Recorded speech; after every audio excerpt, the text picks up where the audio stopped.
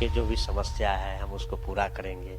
इंदिरा आवास में धांधली हो रहे उसको रोकेंगे, सड़क नहीं है सड़क बनाएंगे, शिक्षा के लिए स्कूल की व्यवस्था करेंगे। यदि मुखिया चुनाव जीतते हैं तो जो आज़ादी से अभी तक पिछड़ी हुई थी, और हम चाहेंगे राज्य ही नहीं देश में एक नंबर मेरा पंचायत हो। आज हमारे साथ हैं डॉक्टर संजीव कुमार, जिन्होंने पीएचडी की है पत्रकारिता में और जिनका सपना है कि अपने क्षेत्र का विकास कर सके। आइए जानते हैं कि आखिर अपने क्षेत्र का, अपने गांव का, अपने इलाके का ये किस तरह विकास करना चाहते हैं। जी, आपका बहुत बहुत स्वागत है डॉक्टर संजीव जी। बहुत बहुत धन्यवाद आपको भी, और तमाम नेशन न्यूज के दर्शकों को भी बहुत बहुत धन्यवाद, आभार, प्रणाम। संजीव जी, आपसे जानना चाहेंगे कि आप मुखिया के पद पर चुनाव लड़ना चाह रहे हैं, तो आप चूंकि पत्रकार हैं पेशे से, तो आपके मन में ये कैसे आया कि मुझे इस चुनाव में जाना चाहिए। देखिए मैडम, एक्चुअली है क्या कि पत्रकारिता से रहा और अब मैं अभी भी पत्रकार ही हूँ। और मैंने जहाँ से अपना जन्म लिया जिस भूमि पे, और मुझे लगा कि अब कुछ करना चाहिए, क्योंकि जो स्थिति आज से 30 साल पहले गांव की थी अभी भी वही है, और उसको मुख्य धारा से जोड़ना ही मेरा एक बड़ा चाह रहे हैं कि मुख्य धारा से जुड़े, वहाँ के बच्चे शिक्षित हो, गांव में विकास हो। गांव की जो विकास की जो धारा है वो अभी बहुत ही शून्य है। उसी शून्य काल से चाहते हैं कि शिखर पे पहुंचे, उसके लिए हम प्रयास करते हैं। संजीव जी, आप सहरसा के महीसी पंचायत से हैं, वहीं से चुनाव भी लड़ रहे हैं। माफ कीजिएगा, महीसी प्रखंड से। तो वहां आपने ऐसा क्या देखा कि नहीं, अब मुझे आगे आना चाहिए, मुझे यहाँ पर विकास के लिए लोगों की मदद करनी चाहिए, तो आपने क्या पाया वहां पर। देखिए वो तो मेरा एक जन्मभूमि है, तो वैसे भी कर्तव्य है कि जहाँ से आपका जन्म हुआ और वहाँ पे यदि जो विकास नहीं हो रही है, यदि आप कर सकते हैं तो निश्चित ही करनी चाहिए। अभी है क्या कि आज देखिए आज़ादी का 70वां साल हम लोग इससे पहले मना चुके हैं, लेकिन स्थिति जो है वहाँ का जो विकास की जो गति है एकदम शून्य है। ना तो वहाँ पे सड़क है, ना ही स्वास्थ्य की सुविधा है, ना ही शिक्षा के लिए कोई अच्छी स्कूल है। स्कूल है सरकारी लेकिन वो चलती नहीं है, उस पे ना तो प्रशासन का नज़र है ना सरकार की नज़र है। तो बस इसी सोच के, और वहाँ के जो ग्रामीण है उसका काफ़ी दबाव रहा कि संजीव बाबू अब हमारे गांव का विकास होना चाहिए, आप बहुत ऊपर पद पे हैं, कम से कम एक बार चला जाए। और ग्रामीण के दबाव में हम वहाँ पे चाह रहे हैं कि नहीं चुनाव लड़े। जब वहाँ मैंने गया और स्थिति को देखा तो मेरा रूह भी कांपता है कि कैसे यहाँ रहते हैं। जिस टाइम बाढ़ आती है तो पूरे नदी के घिरा हुआ है 9 वार्ड, और 5 वार्ड जो है वो नदी के उस पार है। तो इस पार तो उतनी समस्या नहीं है जितनी कि आप नदी के अंदर है, जाने का साधन नहीं है। सपोज डेट किसी का यदि डिलीवरी पेशेंट है और यदि क्रिटिकल मामला हो तो उस स्थिति में या तो दम तोड़ देते हैं या किसी तरह चारपाई पे लेके जाते हैं। तो ये सब स्थिति को देखते हुए हमने ठाना है कि हम मुखिया बने या नहीं भी बने, लेकिन पंचायत में जाके, गांव में जाके उसके दुख दर्द को समझना है और विकास की गति में मुझे योगदान देना है। आप खुद एक किसान परिवार से ताल्लुक रखते हैं, तो वहाँ के किसानों से आपने बातचीत की होगी। वहाँ के किसान अभी की जो बुनियादी समस्याएं हैं, या जो अभी के मुखिया हैं, क्या उनके कामों से संतुष्ट नहीं है, क्या कुछ आप त्रुटियां पाते हैं। देखिए जहाँ तक आपने कहा किसान की समस्या, तो किसान की समस्या तो और भी अधिक खराब है। कारण है कि वहाँ जो भी उसको मुआवजा मिलना चाहिए वो मुआवजा नहीं मिल रहा है। मुखिया जी के पास जाते हैं तो बोलते भाई मेरे से नहीं होगा तो आप चल जाइए कृषि सलाहकार ऐसे है कि बिना पैसे का वो काम करते नहीं है। एक तो किसान वहाँ के गरीब है, फिर पैसा कहाँ से आए। तो ये सारी बहुत सारी मुद्दा है जिसके कारण किसान दिन ब दिन वहाँ गरीबी के कारण या तो आत्महत्या कर रहे हैं या किसान छोड़ रहे हैं। ऐसे ढेर सारे किसान के बच्चे मिलेंगे जिनके पास अगले आगे क्या खाएंगे कैसे रहेंगे उसकी साधन नहीं है। जबकि पास मुखिया चाहे तो उसको सुदृढ़ कर सकते हैं, लेकिन ऐसा कर नहीं रहे। तो इसी सब को देखते हुए हम लोग वहाँ पे काम करेंगे, और जो भी किसान भाई है, किसान लोग हैं, उसको मदद निश्चित करेंगे। संजीव जी, जहाँ के हमें पता है वहाँ 9 वार्ड ऐसे हैं जो नदी के अंदर है, यानी कि टापू की तरह है। तो वहाँ पे आने जाने के लिए लोगों के लिए पास क्या साधन है, और किस तरह से लोग आम जनजीवन को व्यतीत करते हैं, ये दिनचर्या कैसी है उनकी। देखिए एक जो 9 वार्ड है तो वो नदी के अंदर है। जो 5 वार्ड है वो बाहर है, तो राजनपुर पंचायत जो है तो वो मार्केट है, मतलब छोटा मोटा गांव का जैसा मार्केट होता है। तो आने जाने के लिए बीच में एक नदी पड़ता है, तो नदी लगभग यदि पूरा नदी को आप देखिएगा तो 2.5 से 3 किलोमीटर का नदी है। और अभी कम पानी है, तो उसमें जो वहाँ के निजी लोग हैं, एक तो नाव चलती है, उसके बाद एक चचरी जो होता है बांस का वो बनी हुई है, उसके लिए आप 10 से 20 रुपया का चार्ज किया जाता है। तो कहीं ना कहीं ये भी बहुत ही दुखद बात है, आने जाने में समस्या होती है।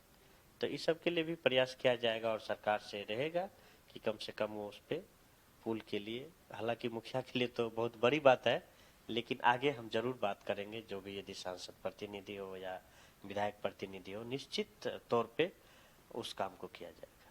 संजीव जी, एक सबसे बड़ी समस्या जो देखी जा रही है गांव के स्तर पर, वो है मनरेगा में धांधली। दूसरा, एक आधार कार्ड निर्माण में भी धांधली होती है। इसमें भी किसानों को बहुत समस्याओं का सामना करना पड़ता है। मुखिया बात नहीं सुनते, ग्राम सभा में बात नहीं सुनी जाती, बीडीओ के स्तर पर भी कार्रवाई नहीं होती है। तो इसके लिए आप क्या कुछ करने वाले हैं?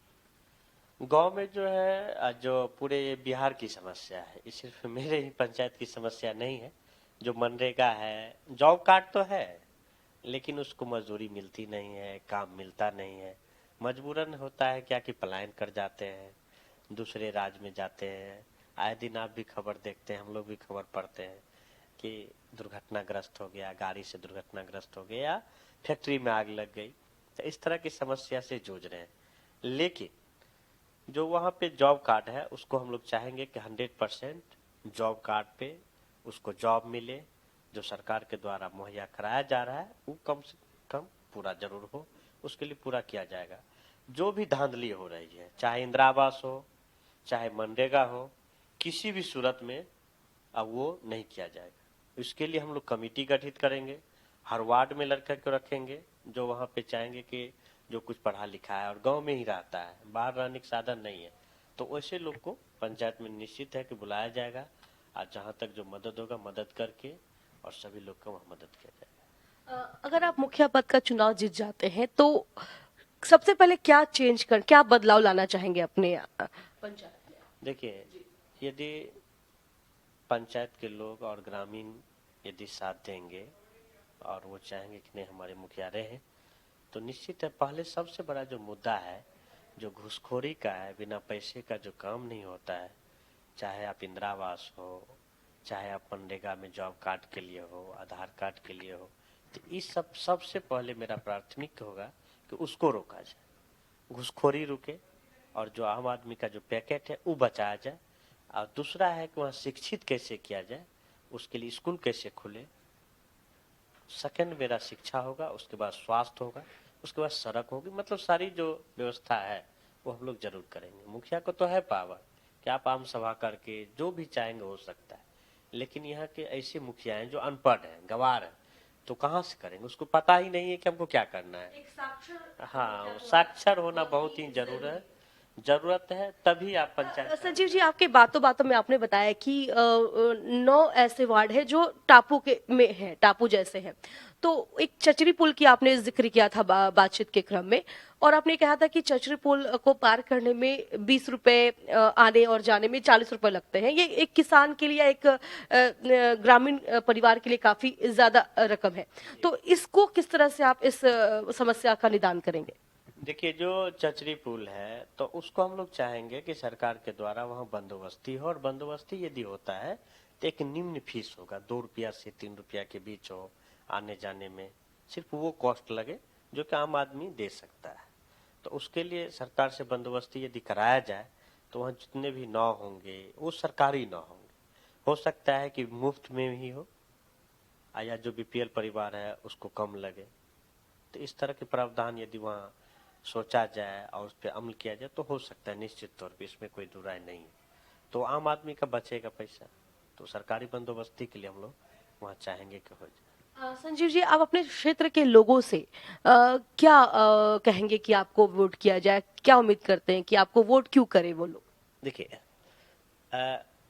एक्चुअली होता है क्या कि जो ग्रामीण होता है या पंचायत चुनाव में होता है, तो कहा जाता है व्यक्ति विशेष होता है, कोई पार्टी तो है नहीं कि पार्टी हम तो कुछ किए नहीं है अभी तक अपने पंचायत के लिए। तो उस स्तर से तो हम आश्वासन ही अभी दे सकते हैं कि आपके जो भी समस्या है हम उसको पूरा करेंगे। इंदिरा आवास में धांधली हो रहे उसको रोकेंगे, सड़क नहीं है सड़क बनाएंगे, शिक्षा के लिए स्कूल की व्यवस्था करेंगे, स्वरोजगार भी देंगे। तो ये सब कर सकते हैं, यही कह के हम ले सकते हैं। पार्टी विशेष तो है नहीं कि हम अपनी पार्टी का दिखाएंगे कि हमारा पार्टी ये किया है वो किया है। जी।